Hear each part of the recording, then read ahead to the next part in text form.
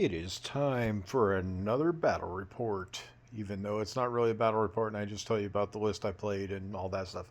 Also, dude, come over to my school community. Come check it out. I'm building a whole course for free on the basics of Warhammer. If you're new to it, or if you want to get into Warhammer, if you've got a friend that wants to get into Warhammer, definitely come check out my Warhammer community. It's on school. Search for Nerds of Warhammer. I can't post a link here because it doesn't let me. SKOOL, Nerds of Warhammer. Check that out. I'm pretty much the only Warhammer group over there.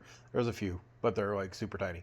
Come join me, talk with me about Warhammer. Anyway, so this list was super fun. I played into Grizzled Company Guard today, and we played with the new point updates and all that stuff, and I lost by like 10 points, but man, we had a blast. So first up, I had a Bloodthirster of Khorne, right? I had two of them. One with Fade to Darkness. So what that does is allows me to pick the model up if it's destroyed something at the end of the fight phase. So he was barely ever on the board because he would just come in, destroy something, and leave.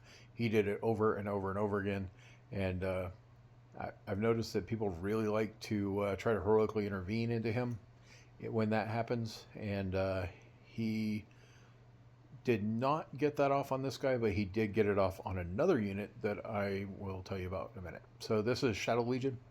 Shadow Legion gives all Khorne models advanced shoot and charge, and I can ally in CSM units, so Chaos Space Marines, and they still get their Dark Pax ability, which allows them to take a leadership role. And if they take a leadership role, they could, or a battle shock test essentially, I can get sustained hits or lethal hits.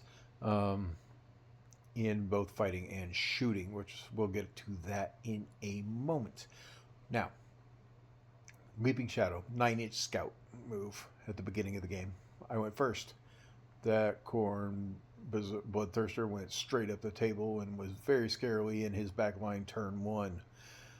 Bloodthirster with Fade to Darkness gets picked up at the end of the fight phase. If he has destroyed a unit, he would come in every turn, destroy a unit, go back in reserves.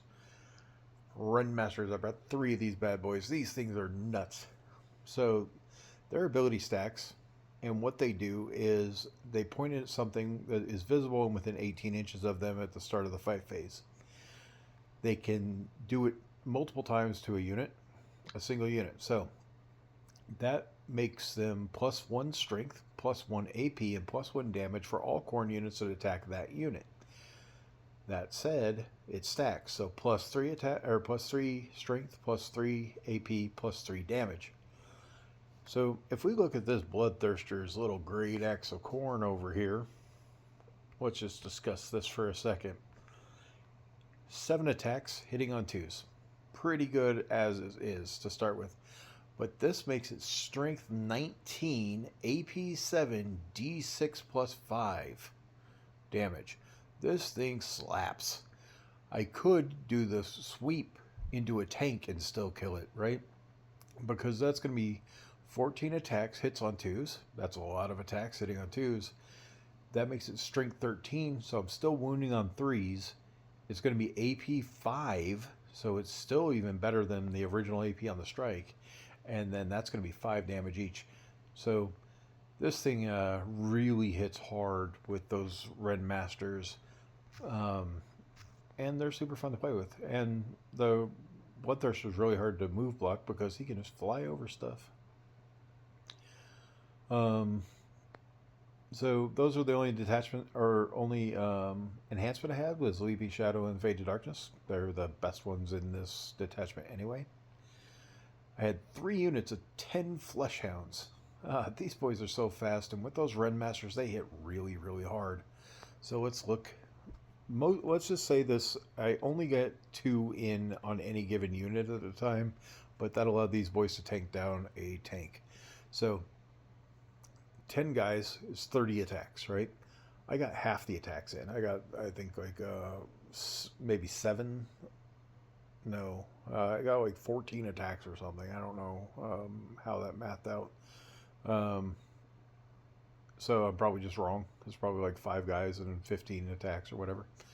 Anyway, they hit on 3s. That's pretty good. but then it's strength 8 with the 3 Ren Masters, so I was only strength 7, but that made it AP 3, 4 damage.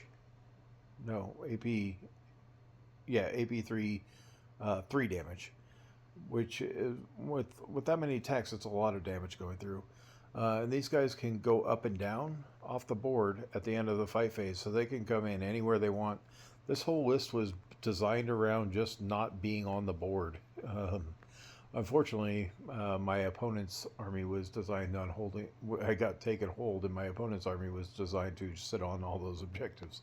So while this was fun, it didn't work. It worked really well. Don't get me wrong. I destroyed everything I touched and denied a lot of points, and ultimately lost by about 15 points, 10, 15 points. So it wasn't too bad.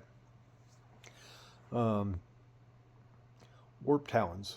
We'll get back to the Beastmen. They're like my new favorite unit ever. Warp Talons. Warp Talons are like little mini bloodthirsters in this. They go in, they hit really hard, and they get sustained hits or lethal for after taking a battle shock test. And then if they kill a unit, which they did because I was only going into infantry units with them, because I was fighting guards, so they're like wounding on 3s for everything. And a little squad of these, you can't see it here because I don't own the I don't own this I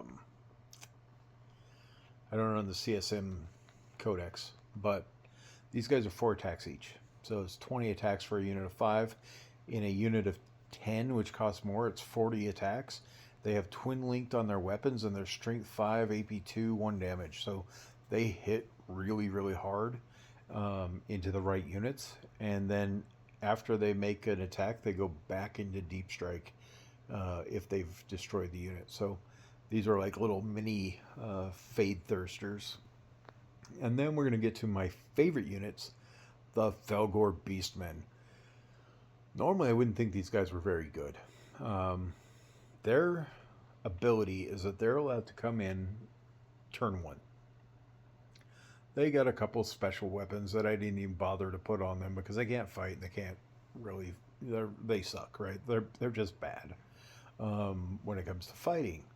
But they come in turn 1 from reserves. Normal reserve rules. Well, in this detachment, they get to get Deep Strike.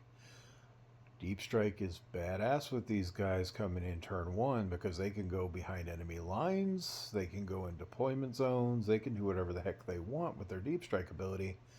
I move blocked with them. They have scored me more points than any other single unit, and they're not really considered a threat by my opponents, so they just kind of get ignored.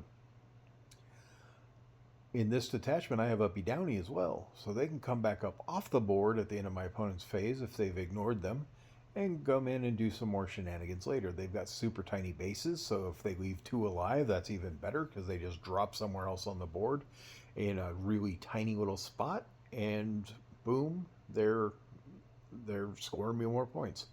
I've had them take objectives. I've had them score me turn 1 recover assets in all 3 deployment zones, or all 3 zones, no man's land, my opponent's and mine. Now they didn't score for mine, but they did the other 2, right? This game they came in and cleansed for me. They're just so good. They're such good utility on this unit coming in turn 1. So this is my list. I love it. This list was super fun to play.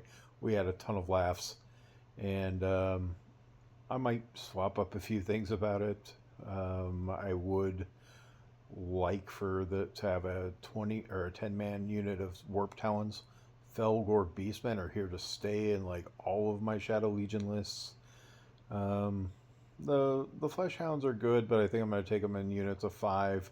So they can hide better, score me more points, bounce around the board as they're intended versus kind of be in my melee unit with the Blood Thrones. And yeah, that's it. Oh, I did finally, after all the games I played, I rarely ever get the Ren Master even into combat. And when he is, he's rarely into a character unit. they get to reroll wounds into character units and heal D6 wounds when they pass. Well, I finally got him into combat, rerolled his only failed wound, and then it rolled into a 1. So that was sad. Anyway, join my Warhammer community over on School. Let's talk lists, share your lists. I've got a way for y'all to make some money if you want to start creating silly content like this, or if you paint or whatever. Um, I want to build this community together, and I'll be paying people to create content on their own TikTok or YouTube or Facebook or whatever. So let's build a really cool community together. See you guys.